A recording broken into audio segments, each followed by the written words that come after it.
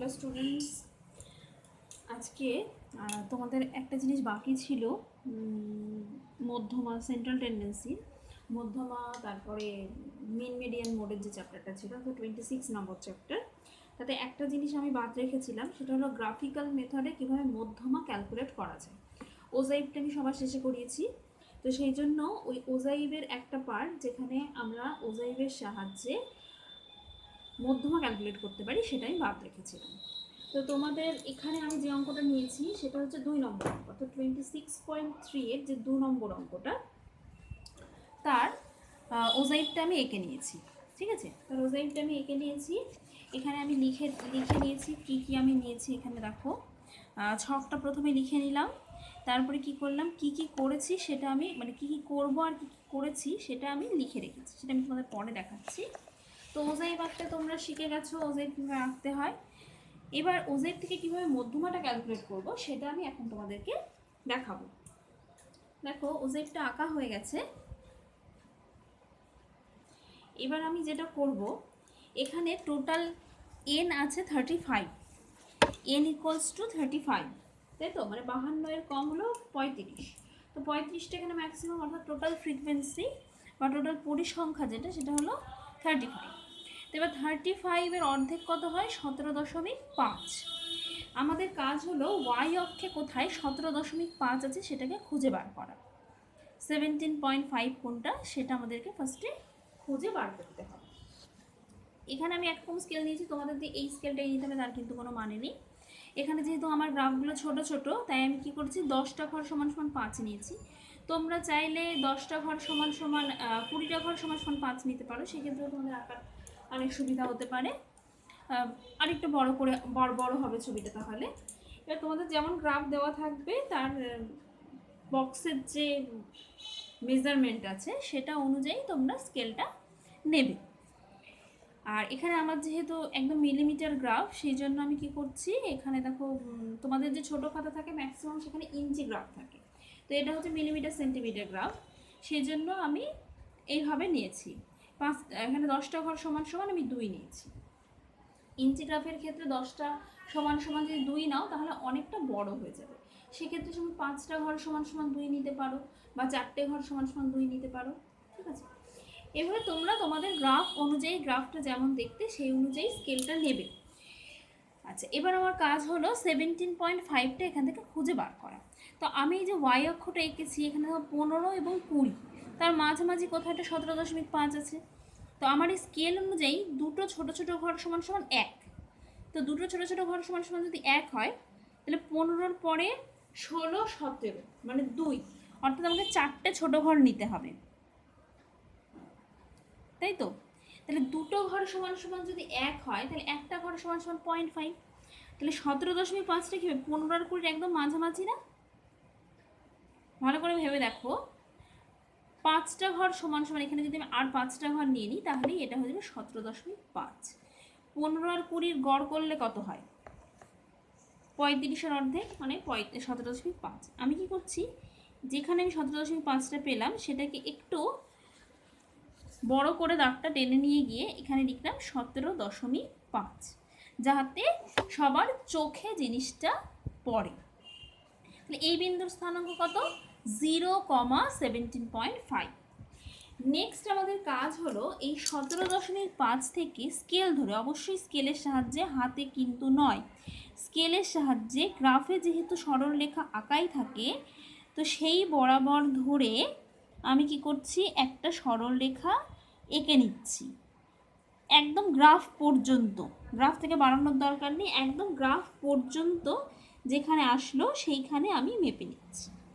এবার যেখানে সেটা ছেদ করলো, আমার গ্রাফে যেখানে ছেদ করলো, আমি কি করছি, সেই ছেদ বিন্দু থেকে এই লম্বটা চোখের আন্দাজেই আঁকতে হবে, সবসময় যে সরলরেখা বরাবর ছেদ করবে তা নয়। এখানে আমার সরলরেখা বরাবরই ছেদ করেছে, তো আমি কি করছি, সোজা করে একটা লম্ব ওয়াই অক্ষের উপর এঁকে নিচ্ছি। বোঝা গেল? প্রথমে আমি কি করলাম, 17.5টা খুঁজে বার করলাম, সেখান থেকে এক্স অক্ষের সমান্তরাল করে আমি একটা সরলরেখা আঁকলাম যা কিনা গ্রাফকে পি বিন্দুতে ছেদ করলো।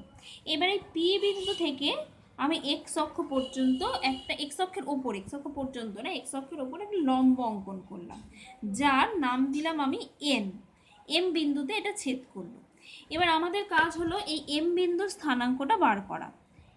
এটাকে একটু অ্যারো দিয়ে লিখে নিই, তাহলে আমাদের সুবিধা হবে, দেখতে সুবিধা হবে, মার্ক করা যাবে। আচ্ছা, এটা স্থানাঙ্কটা ক্যালকুলেট করতে হবে। দেখা যাক এখানে আমার স্থানাঙ্ক কত আসছে, এটা 40, 42, 44, 46, তাই তো? এখানে কটা ঘর এসছে আমি দেখছি, 1, 2, 3, 4, 5, 6, 6টা ঘর এসছে।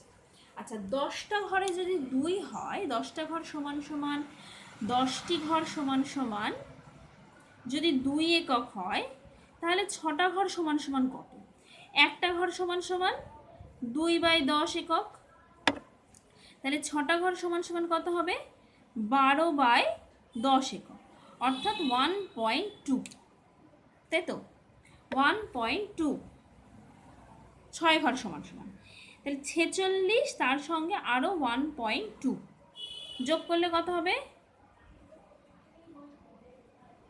অর্থাৎ 47.2। এটা কিন্তু রাফের কাজ, যেটা আমি তোমাদেরকে এখানে করে দেখালাম, রাফে দেখাইনি, এখানেই করে দেখালাম। এটা অবশ্যই গ্রাফ কাগজের মধ্যে এভাবে তোমরা করবে না, এটা কিন্তু রাফ। হ্যাঁ, গ্রাফ কাগজে কোনো রকম কোনো ক্যালকুলেশন করবে না, শুধুমাত্র গ্রাফ রিলেটেড যে লেখাটুকু থাকবে সেইটুকুই লিখবে। খুব বেশি হলে স্কেলটা লিখতে পারো, কিন্তু না লেখাই ভালো, কারণ গ্রাফের মধ্যে পেন্সিল দিয়ে লিখলে না সেটা খুব একটা বোঝা যায় না। তো সেই জন্য যেখানে এইটার ছকটা লিখছো এবং বাকি কথাগুলো লিখছো, যে কত কত বিন্দুর স্থাপন করা হয়েছে সবগুলো যেখানে লিখছো, সেখানে স্কেলটাও লেখো, তাহলেই ভালো হবে। আর এই রাফের ক্যালকুলেশনটা রাফেই করো। তো এই বিন্দুর স্থানাঙ্ক হয়ে গেল আমাদের 47.2, ঠিক আছে? সুতরাং মধ্যমা হবে 47.2, তাহলে মধ্যমাটা হবে 47.2। আমি যেহেতু এখানে লাল কালিতে লিখছি, সেটা গ্রাফের মধ্যে লেখাতে অসুবিধা হচ্ছে না বুঝতে।